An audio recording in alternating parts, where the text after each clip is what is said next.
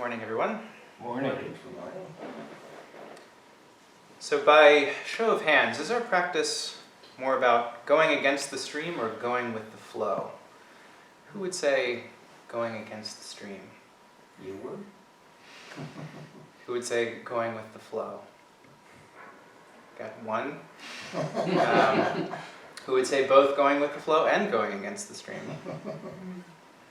How about neither? Who would say neither? There you go. Okay. I sort of feel like the cultural perception, at least, of Zen is sort of like this idea of going with the flow. It seems that folks here maybe have different ideas, I guess, but that's good. And I was interested actually to find that there are a lot of references in early Buddhism to going against the stream, which obviously is quite different from going with the flow. So, for example, there is a Pali Sutta that is called Going with the Flow, but it tells you not to do this. So this text goes like as follows. So, what is the person who goes along with the stream? Here, someone indulges in sensual pleasures and performs bad deeds. This is called the person who goes along with the stream. And what is the person who goes against the stream? Here, someone does not indulge in sensual pleasures or perform bad deeds. Even with pain and dejection, weeping with a tearful face, he lives the complete and purified spiritual life. This is called the person who goes against the stream. So I think this metaphor is kind of interesting, and it comes up repeatedly. It's also in the Dhammapada. We find there, one who is intent upon the ineffable of nirvana, dwells with mind inspired by wisdom, and is no more bound by sense pleasures. Such a person is called one bound upstream.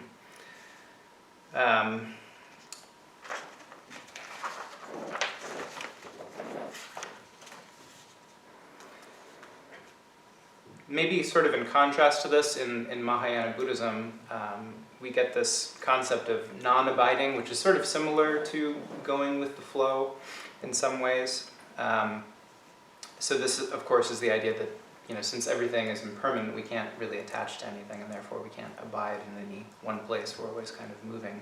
Things are always in flux.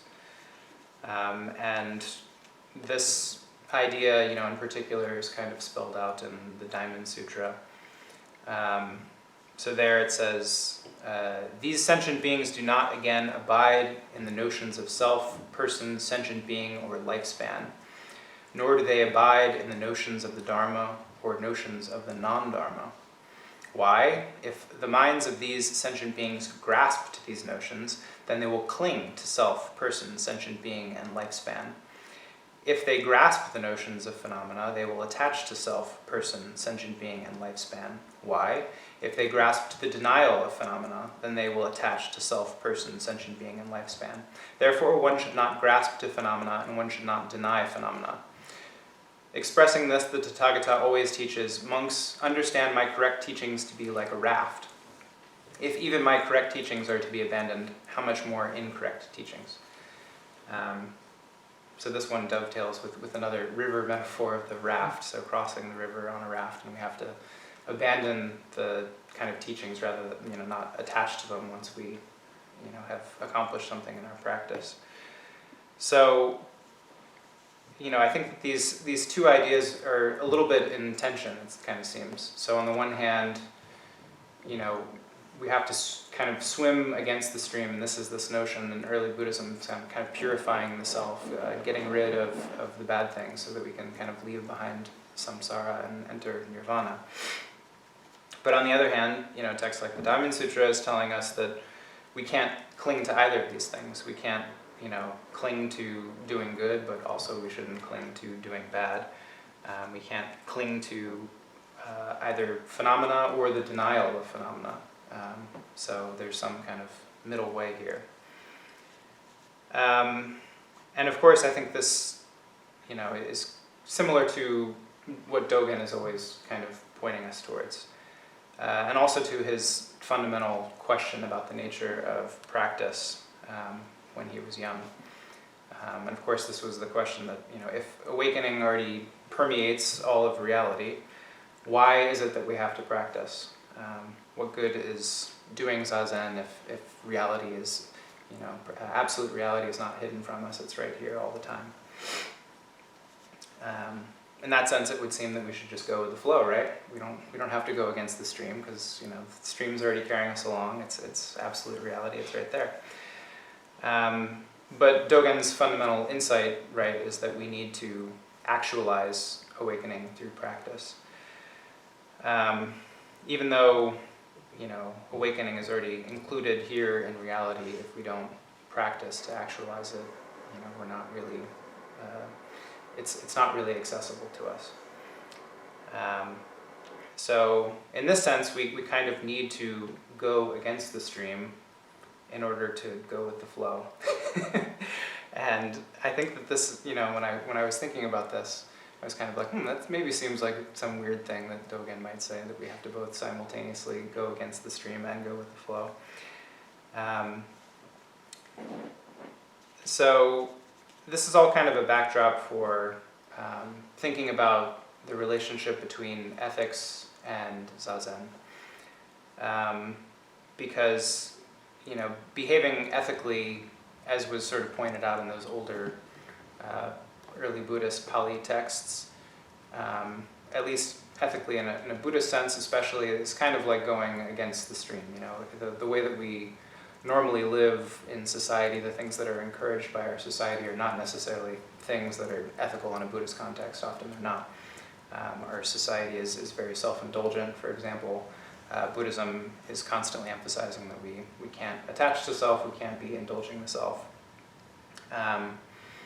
But then on the other hand, when we do a practice like zazen, we're sort of doing something that feels kind of like going with the flow. We're just kind of sitting here, letting thoughts come and go as they arise. We're not attaching to this or that. We're opening the hand of thought. All of these kind of ideas are sort of like just going with the flow. So how are these two things related? They seem kind of different. And there seems also to be a lot of kind of confusion, I think, between their relationship. So I think one common misconception that Zen Buddhists have, maybe especially in the West, I don't know, is sort of the idea that zazen is sufficient for all aspects of being a Buddhist. That all things kind of come from just sitting, and if we just do enough sitting, then everything else will sort of be taken care of. But I think that this is a mistake, and Dogen kind of even says as much. So for example, in Shobogenzo Zuimonki, he says, "To cast away the mind that picks and chooses is to separate from the ego-centered self. This is to say that we must not study the Buddha Dharma to accomplish the Buddha way for our own sake. We continue to practice the Buddha Dharma only for the sake of the Buddha Dharma. Even if we are able to study 1,000 scriptures and 10,000 commentaries and do zazen hard enough to destroy the floor beneath us, without this frame of mind, it would not be possible to study and attain the way of the Buddhas and ancestors. If we follow our teachers without attachment to our former views, we will immediately be in accordance with the way." So, previous talks I've probably mentioned this passage before. I like it. And it's a little bit different from what we sometimes maybe draw from Dogen when we're reading other passages. But this to me is pretty clear that just zazen alone is not enough. I mean, this idea of doing zazen hard enough to destroy the floor still wouldn't be enough. Instead, we really need to abandon this ego-centered self. And of course, doing zazen is part of that. And there's kind of this feedback loop, I think, between acting in the world in a way that reduces attachment to the self and thinking only about the self, and doing zazen and that kind of helping to increase that commitment. But I don't think just doing zazen alone without some other kind of attitude, this mind of awakening, bodhicitta, is enough. So zazen's not a panacea just on its own. We still need to separate from egocenteredness in order to do zazen properly. If we're sitting zazen, with thoughts of how it's going to improve our lives and how, we're going to become great people and, be really chill and awesome or something, we're going about it the wrong way. We really have to do zazen just for its own sake. I also find the framing that Dogen uses in this passage a little bit interesting, because here he says, doing zazen hard enough to break through the floor. That sort of sounds like, going upstream, right? Like we're working really hard to do something. But then on the other hand, he the way he phrases, getting rid of the attachment to self, he says, casting body and mind into the midst of the Buddha Dharma. Like it's this simple, just kind of go with the flow kind of thing. Like you don't even have to try that hard. And this kind of inverses the previous idea, like in early Buddhism, we have to try really hard to reduce attachment to self because that's sort of our natural condition. But Dogen makes it sort of sound almost effortless in this passage somehow.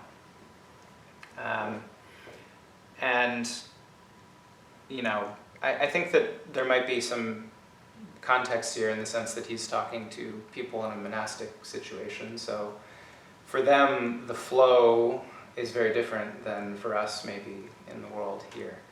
So in a monastic situation, when you're practicing sesshin or at a temple, the kind of regulations and expectations and framework and container and all of that is all sort of geared towards, helping you live with this bodhicitta, this mind of awakening, reinforcing those kind of intentions. But, so in that sense, if you just sort of cast body and mind into the monastic life, you can kind of just let go and effortlessly follow along with the practice, I think. But for us in the normal world, we don't really quite have that luxury, I don't think. If we just kind of cast body and mind into kind of our day-to-day society, we might end up going in the wrong direction. Another kind of teaching that has stuck with me in this regard is Uchiyama Roshi's statement that zazen is the one true teacher, and Hojo-san is getting ready to talk about this, I think, in his next talk. But for me, that this has been important too. But I also think it's another thing that could be easy to misunderstand. Like you might look at it and be like, oh, he's just saying that zazen solves everything. So he's just reinforcing this idea that zazen is the only practice that matters. But of course, that's not what he means. And I think many of us in this room have functioned as teachers in various ways. And if you've ever taught a class before, you would definitely know that just because you're teaching doesn't mean that your students are learning anything. And I think that this is sort of the same with zazen, so you can have students that show up for a class and just totally don't pay attention, or they don't do their homework, or they don't apply anything that they've learned to their actual life. And even if you are going to a class with a true teacher, this could still be the result. And I think the same can be said of zazen. So zazen is the one true teacher, but we can misunderstand it. We can fall asleep while we're in class, so to speak. We can be daydreaming about other things while we're in class. We can maybe even understand it, but then, go about our lives in a way that doesn't really apply anything that we've learned from this true teaching of zazen.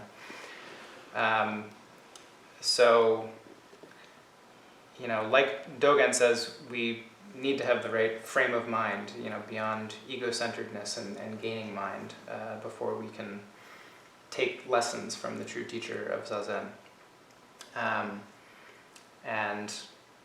Even then, we still need to apply the sort of lessons of zazen into our daily life. So to assume that this will just magically happen on its own, is, about as sensible as like thinking that you can show up for a class and you'll become an expert automatically, even without applying yourself, doing any of the homework or anything else. So this is, I think, kind of similar to the relationship between zazen and ethics. Hopefully you don't think that just doing zazen will spontaneously make you an ethical person. I hope that no one has that misconception, but I think sometimes people can get that idea. And obviously we should know that there are people, in our broader community that have practiced zazen a long time and then have gone on to do pretty bad things. So there have been a number of scandals in the Zen world over the years, and these people were certainly doing zazen. We can't say that they weren't doing zazen. But nonetheless, they did very selfish, destructive, damaging things.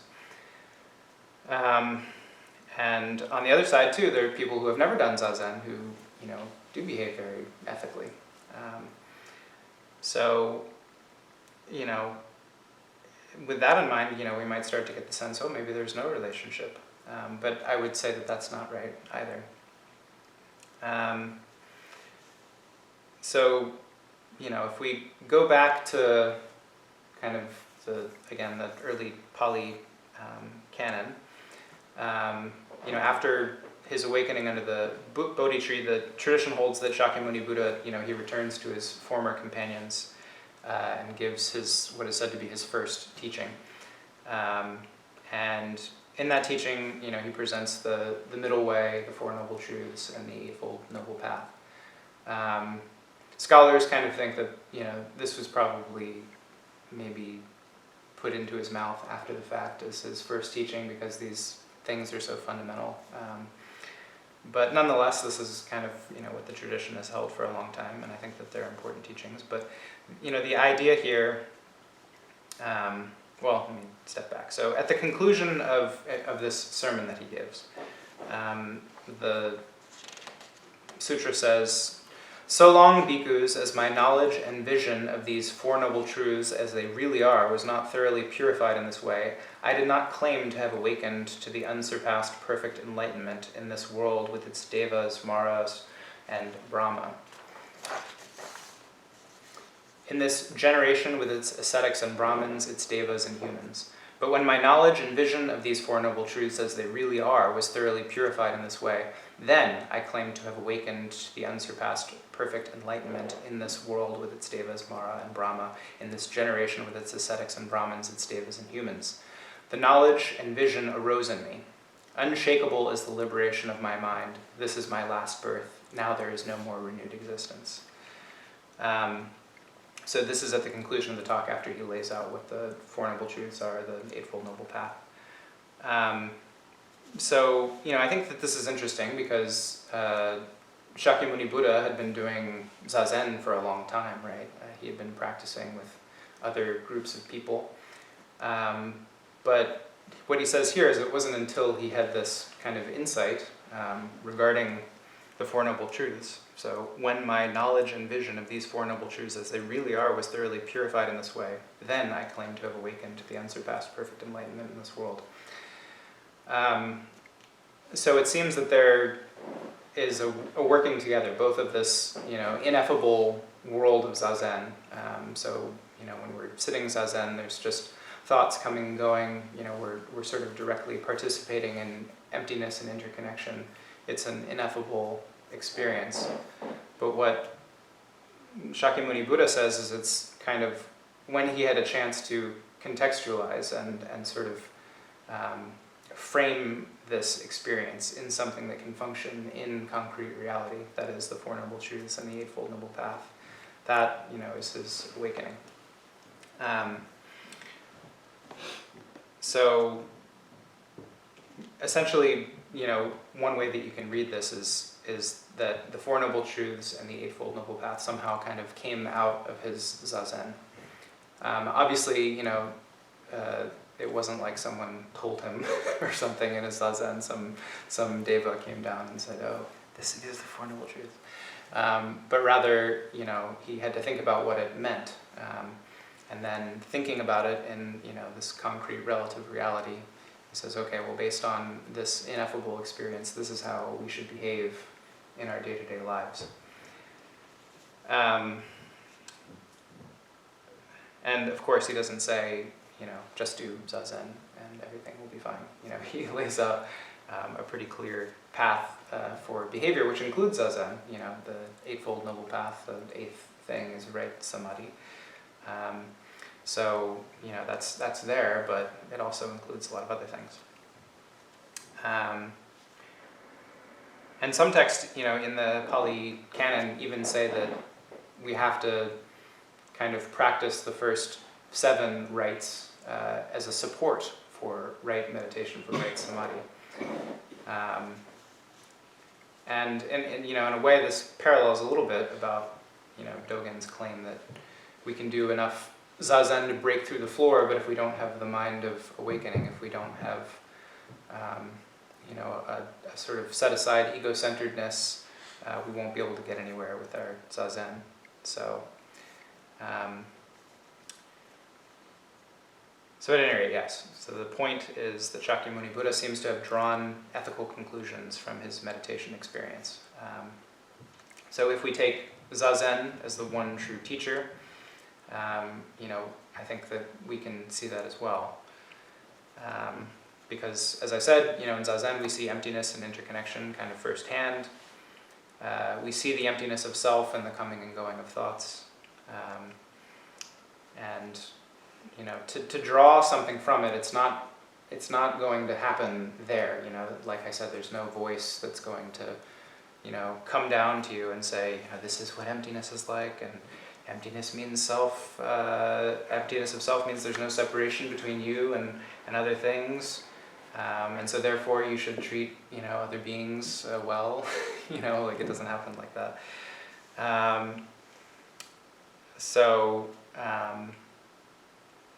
And of course, if we're just sitting there thinking these kinds of things, like, we're just philosophizing as we sit, then of course we're not really doing zazen, we're just sitting there thinking. But instead, when we get up from zazen and kind of think about how to apply this ineffable, experience to our daily lives, that's, I think, essentially the work that Shakyamuni Buddha was doing, right? There's the story that he was asked to teach by Brahma, right? One of the Hindu gods comes down and says, you really should teach this stuff to someone. And the Buddha's kind of like, I don't know, it's pretty hard to put into words. And he asks 3 times, and finally the Buddha decides that he'll teach, but he has kind of this apprehensiveness, like, how am I going to teach this stuff? Like, there's not really any words there. So he said to hang around the Bodhi tree for a while before he goes out and teaches. And this is, I think, this work of contextualizing what the one true teacher of zazen kind of wants to say, so to speak. Obviously it's not saying anything directly, but like, how do we apply this experience to our day-to-day lives?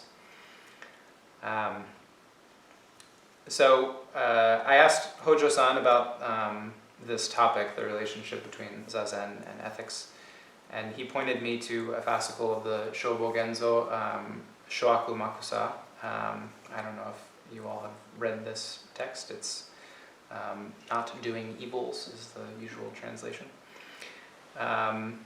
And I read it more than once in a couple different translations. And it's really a hard chapter. And then I listened to some of the Genzoe that Hojo-san gave on it back in, I think it was like 2004, 2005. But I didn't have time to listen to all like 15 hours of it or whatever. So I don't feel like I, was able to kind of fully grasp its meaning, but one thing that Hojo-san emphasized both when I was speaking to him about it and when he was introducing this text in the Genzoe was that, zazen is, in a sense, going beyond good and bad, going beyond good and evil. And in that sense, it means, we're going beyond dualistic distinctions. In zazen, we're not picking and choosing We're just kind of letting thoughts come and go. And that can be sort of thought of as like the absolute side of things, is beyond good and bad. But I think that often when we hear that, we automatically assume somehow that that's like a license for bad behavior, like somehow beyond good and bad sounds like, oh, we can do bad. And some of this I think is culturally specific. Nietzsche, a famous Western philosopher, had his own work called Beyond Good and Evil. And this was picked up by the Nazis later on, and they twisted it quite a bit for their own ends. But even still, I think sometimes this notion of what it means to go beyond good and evil in our culture can just sound like it's someone powerful enough to not have to care, basically, something like that. But obviously that's not what Dogen means. Dogen is talking about the fact that we're kind of going on beyond this dualistic distinction. And crucially, he also says that going beyond good and bad actually requires doing good. While I was researching this, I found an article by an Italian practitioner who, I don't know, maybe Hojo-san, you might know him, but his name is Yushin Marasi. And he wrote, from the religious point of view, evil is all that keeps us apart, all that encircles us in a sham segment of reality, cuts us off from the infinite and prevents us from melting into it. Self-centeredness, greed, and attachment are drives that close in the area of me. They prevent this me from bursting all boundaries. Clearly, if we want to give a chance to this effort to free human nature from its limits, we must also give up those forms of behavior and motivations that push in the opposite direction. So to go beyond good and bad, we have to do good. As a result, generosity, kindness, and goodwill are the normal virtues of a religious life. This is so simply because there is no other way. Or better, because all other ways push us farther and farther away, instead of leading us nearer the sea in which we wish to immerse ourselves, to be water in water. So I thought that was a nice passage. So, this isn't a commandment kind of thing. It's not like you have to be good just because you're being told to be good. But, if we really want to, like he says here, free human nature from its limits, to burst all boundaries in our practice, doing good acts is part of that. We can't really fully, I think, comprehend this ineffable experience of what it means, what emptiness and interconnection mean if we don't go out in the world and behave in a way that benefits other beings. If we're just sort of sitting and then going out and being selfish, we're never really going to be able to contextualize that experience. So, in one kind of easy to understand part of Shoaku Makusa, Dogen writes, learning of Anuttara Samyak Sambodhi, that is complete, perfect enlightenment, awakening, hearing teachings, cultivating practices, and realizing results consists of the profound, the far-reaching, and the marvelous. Some hear of the unsurpassed Bodhi from friends, some hear it from the scriptures. What one hears first is not doing evils. If one does not hear not doing evils, one is not hearing the Buddha's true Dharma, but the talk of devils. So he does go on to say after this, but actually, of course he goes, and yet, not, what he sort of does in this text is what he usually does. He kind of takes this phrase and deconstructs it, and then he focuses mostly on just not doing, which is kind of like a stand-in for zazen, or opening the hand of thought. But then he, circles back again. So after this long exposition of sort of saying that, evil is actually part of absolute reality. So in that sense, evil is not doing, just like good is. So he emphasizes this point that anything that happens in samsara is also included in nirvana, right? But then he circles back and says, because this is so, to act on the assumption that if evil is not doing, then I can just do as I please, would be exactly as mistaken as walking north while expecting to arrive in the south. So this again is pointing out that, if you take this idea that, just because the ineffable reality beyond good and evil includes evil, that means that you can do whatever you want, then you're totally missing the point. Again, we have to do good in order to, penetrate this reality at all. So even though absolute reality is beyond distinctions like good and bad, it has nothing to do with ignoring morality in our relative existence, which, we can't escape the fact that we have to live in the relative world. And in that relative world, our only choice is to behave good, not bad. Okay, so just to kind of wrap up here, I think that, to come back to the stream metaphors, I think that the way that it's framed in the old text, right, is that behaving morally is going against the stream, because, society, kind of wants us to act in our own self-interest. That's often, what society is doing these days. But, to be a Buddhist, we essentially have to kind of go against the stream and act in a way that's separate from society. So, I think that today going against the stream is more important than ever, because the stream, so to speak, of our ego-centered society is kind of taking us towards a big waterfall, maybe we might say, that we might fall off of soon. So we, I think as Buddhists, really have a responsibility to be going upstream, to try to, not only for our own sake, but for society as a whole. So, right now I don't think that we have the luxury of just going with the flow, although that is also included in our practice.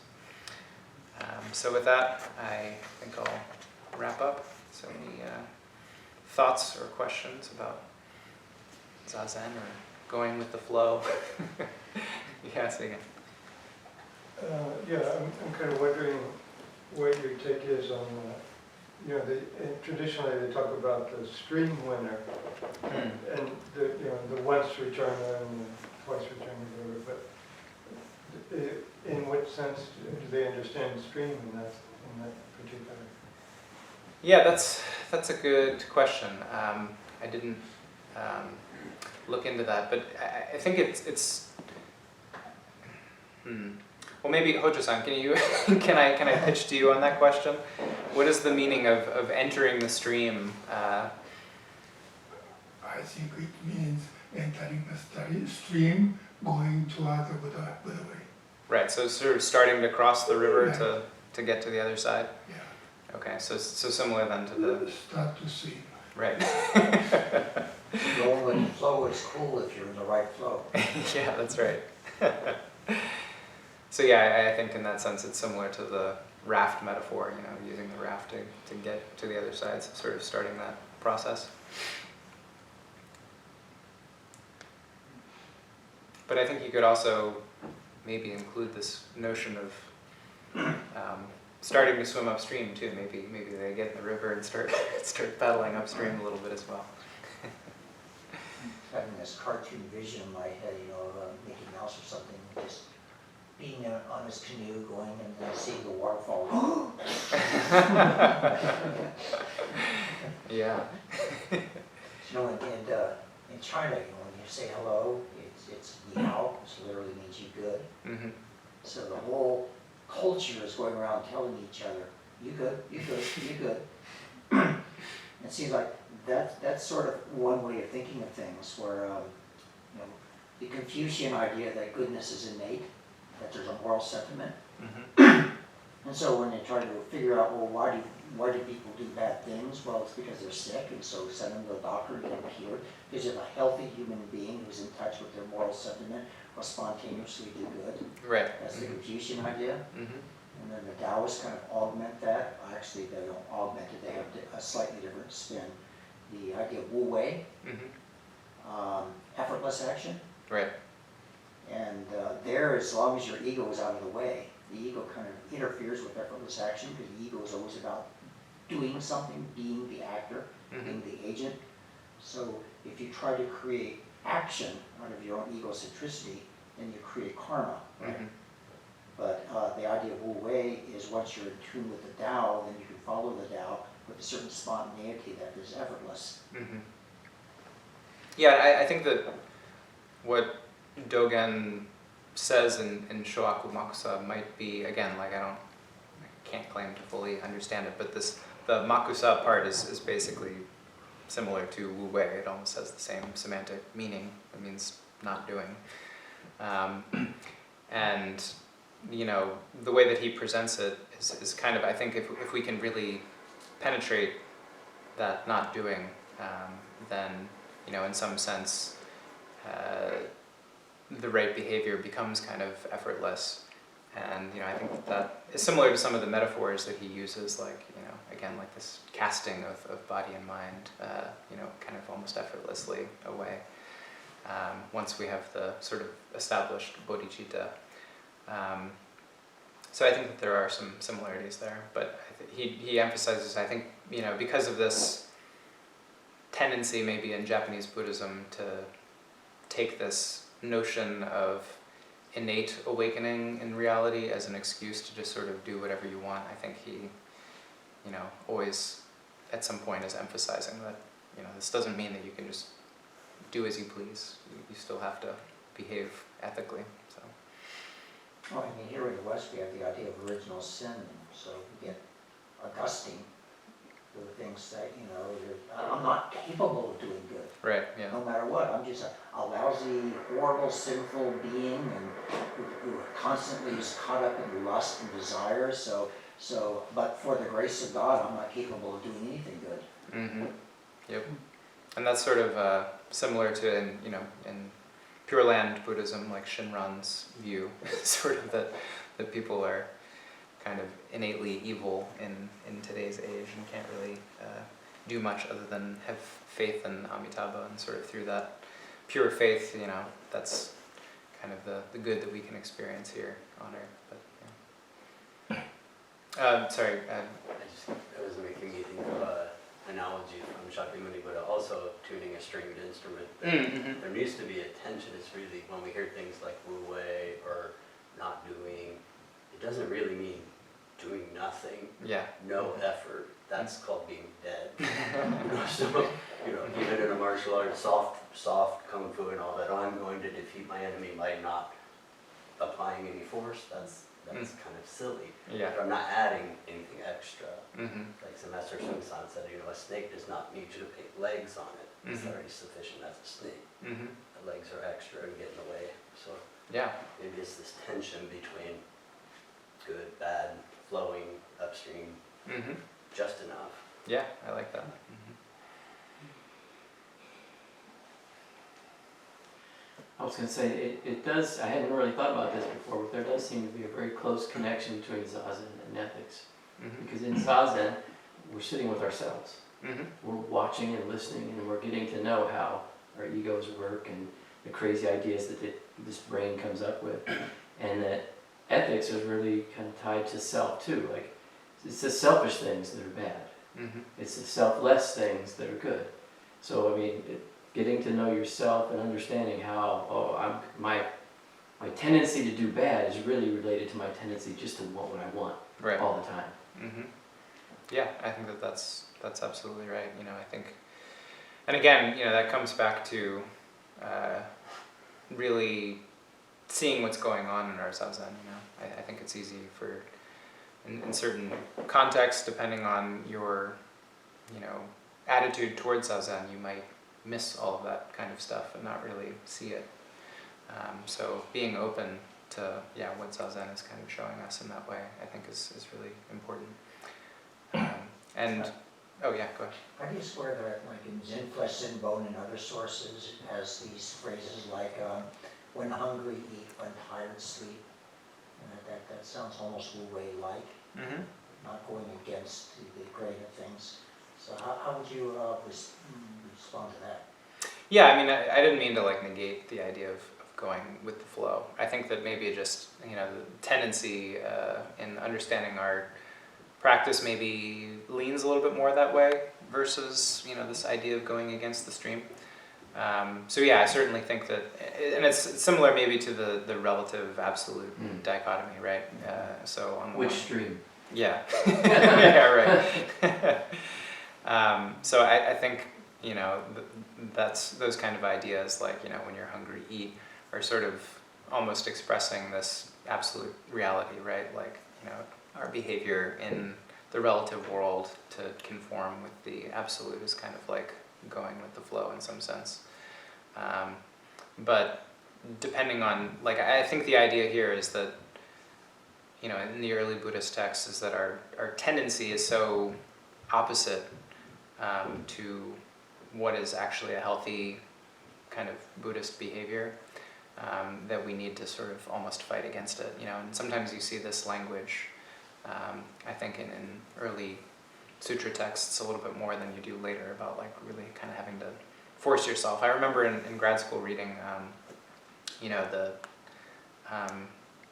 establishments of mindfulness, and, you know, it was sort of saying like, well, first, you know, try to sit calmly, and if you can't sit calmly, then, you know, do this, this, this, and this, and then if you really can't do it, you really just have to bite your tongue and force yourself. You know, and we tend to not use language like that much anymore, and maybe that's for the better, but I think at least in the early traditions, you get more of this idea of kind of having to work against your own nature a little bit. So,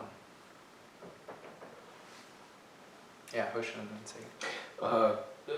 One thing I haven't heard anything of is maybe what your ideas are around how the precepts play into this. Yeah. Mm-hmm. Yeah, I mean, well, of course, the precepts are kind of our foundation for ethical behavior, and in the Eightfold Noble Path, you know, right action includes most of the precepts that we hold, and this, you know, the text Shoakumoksa is sort of a commentary on, you know, well, not the 3 pure precepts, but almost. So, you know, it's the quotation at the beginning of that fascicle is, you know, avoiding all evils, doing all good, purifying the mind. This is the teaching of all Buddhas.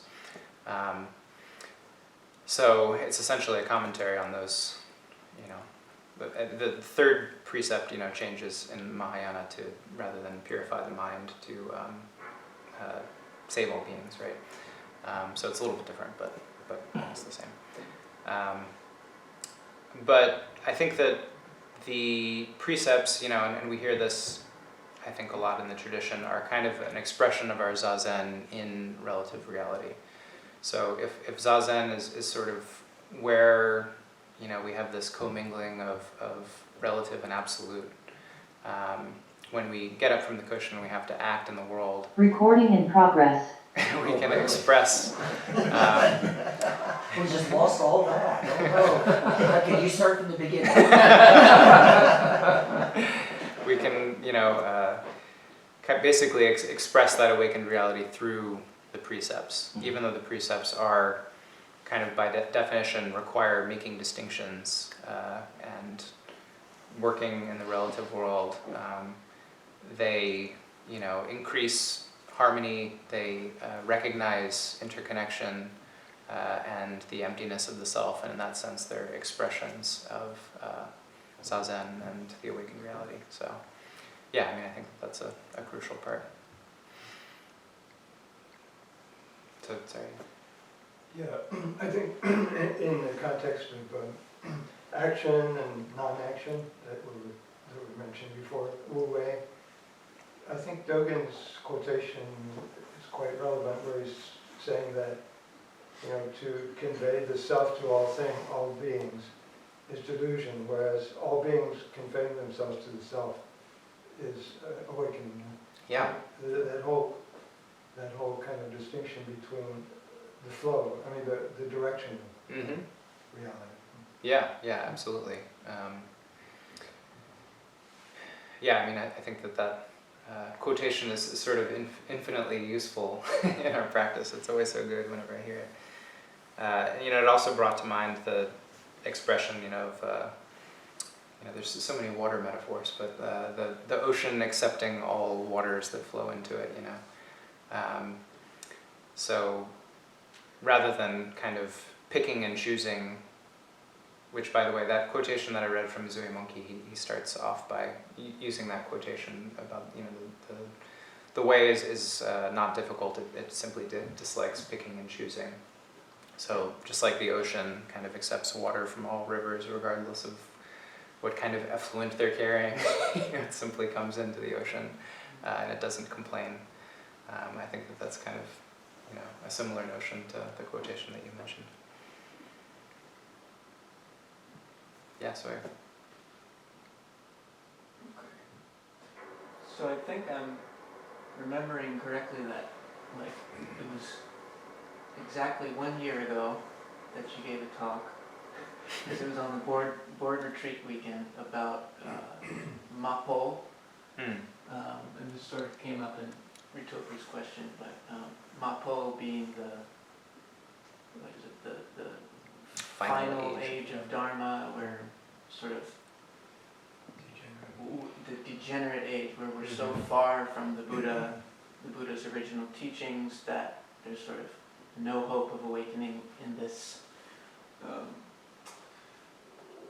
age, and the ways that Dogen sort of played with that, agreed or disagreed or used it.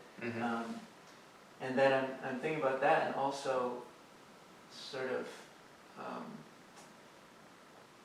I think a trend that I've heard from you throughout the past year or so since then is sort of this sense of how the society we live in is so much inherently sort of, just by our participation in everyday activities like driving to get here, or flying to get somewhere, or consuming goods that just by the nature of the system within which we live, we're sort of contributing to harm. And the degree to which we're entrenched in that sometimes feels so deep that, like, there's no doing good. Yeah. There's no way to avoid all those wrongs without sort of alienating yourself from others, because they're all a part of this too. And so I wonder how you think about navigating that, going against that stream, while still, what is the balance of that flow and that stream? Anyway, Yeah, well, I mean, that's a really difficult question, but an important one.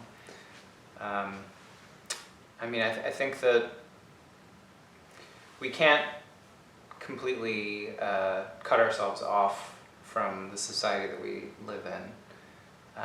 So I think that there are some,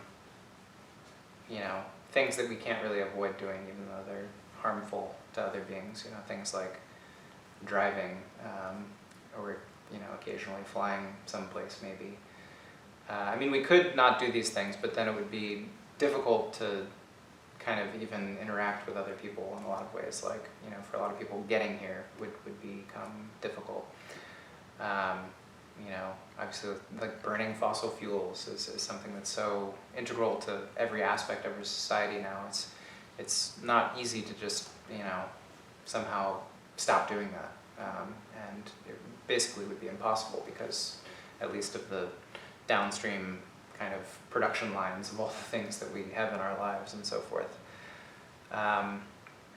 So I don't think that our goal needs to be totally pure, and of course in Mahayana Buddhism, that's not really the focus anyways. In early Buddhism, that, eliminating your bad karma was an essential component, but in later Buddhism, it's more about having wisdom about the interconnection, I think, of samsara and nirvana. But at the same time, I think that we should absolutely do what we can to limit the evils, the bad that we're doing. So all that being said, we can't use that as a license to just live in a self-indulgent way and say, oh, well, you know, again, it's like Dogen said, well, samsara and nirvana are one, so, you know, I can do whatever I want. You know, obviously Dogen is saying that that's a mistake. And it should be for us as well. I think we need to participate in society insofar as that's the means by which we kind of express no self, you know. If we just cut ourselves off, that's almost another form of ego attachment, you know. So again, I think there's a middle way there to be found somewhere. And I mean, I guess I would just add that given how things are going, you know, how this summer has been insanely hot, you know, and it's not even that bad here. I mean, in some parts of the world, you know, it's becoming unbearably bad, and it's only going to get worse. So, I mean, I think going beyond our comfort zone is maybe the mark that we need to hit. Not being perfect, but going beyond what's maybe comfortable, given our existing way of being. So I don't know if that really answers the question. I talked before too about, you know, this kind of way in which early Buddhism in some ways was kind of almost like the way the Amish live now, where there's sort of, you know, the Buddhist Sangha was kind of separate from society. It was still interacting with society just like the Amish do, but like ultimately, you know, kind of like we need a refuge from the world that's set apart from it. And then of course in Mahayana Buddhism that gets changed around a little bit, but you know, I still sometimes wonder if a model like that wouldn't be appropriate, and in some ways the Japanese monastic system, like the way they live it on Taiji, is kind of almost like that in some ways. So anyways, I think there's a lot of room for exploration of how best to do that, but I think the thing is we need to do something, you know. We can't just live with the status quo, because, yeah, coming up to that waterfall.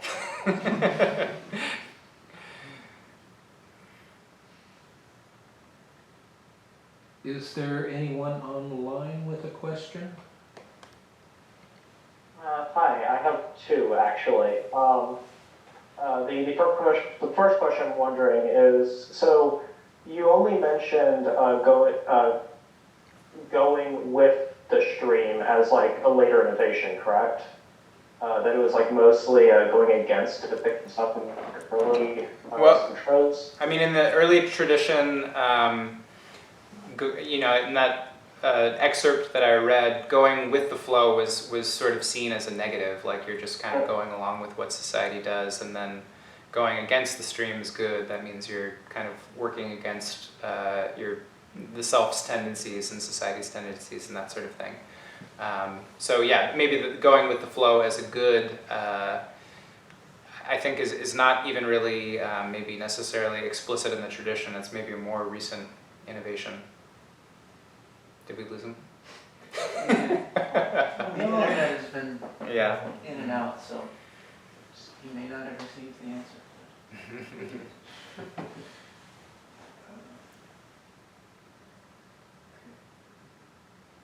So just email them the answer. We don't have the internet though. Can't do that. No internet at all. Is it completely crashed? Well, it's been coming on and off. Mine's been doing the same. I don't know what's going on. So last few days we have the same problem. Yeah. We lost the Wi-Fi during daytime. Yeah. I don't know why. Impermanence. Yes.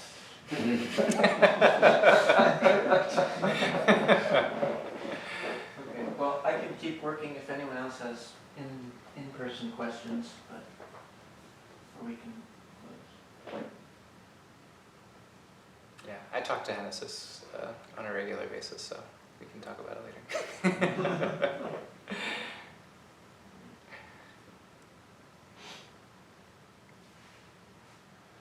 Well, let's give it a minute and then maybe we should just go ahead and close. Okay.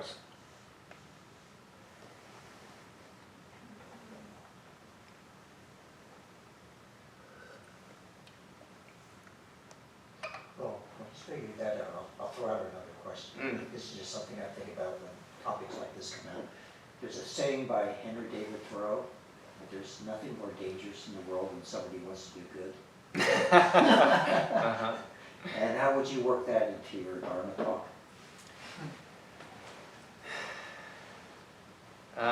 Could you repeat that in question? Henry David Thoreau says there's nothing more dangerous in the world than somebody who wants to do good.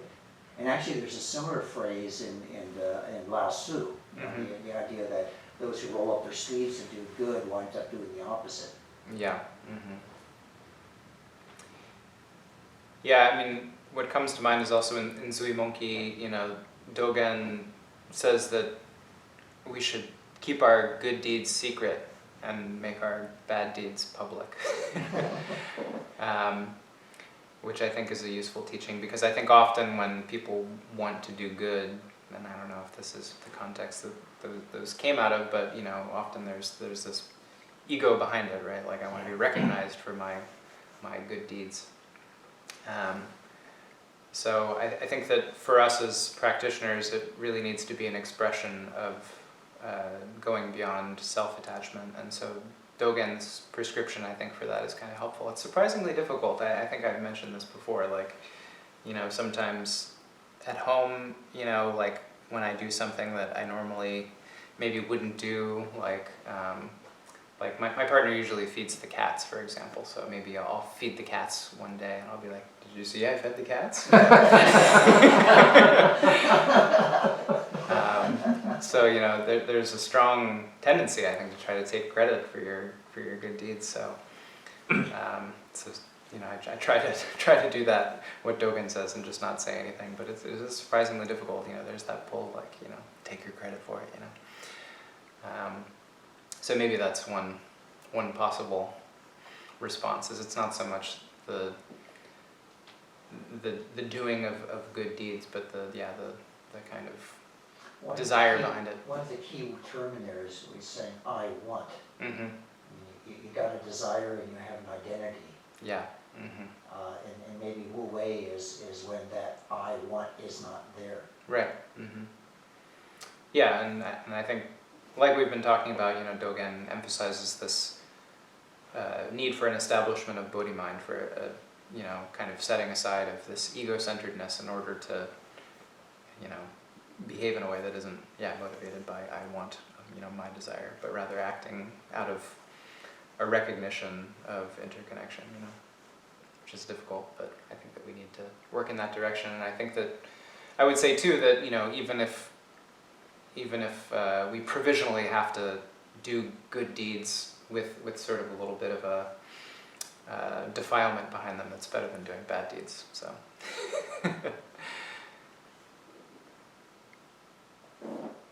We got reconnected?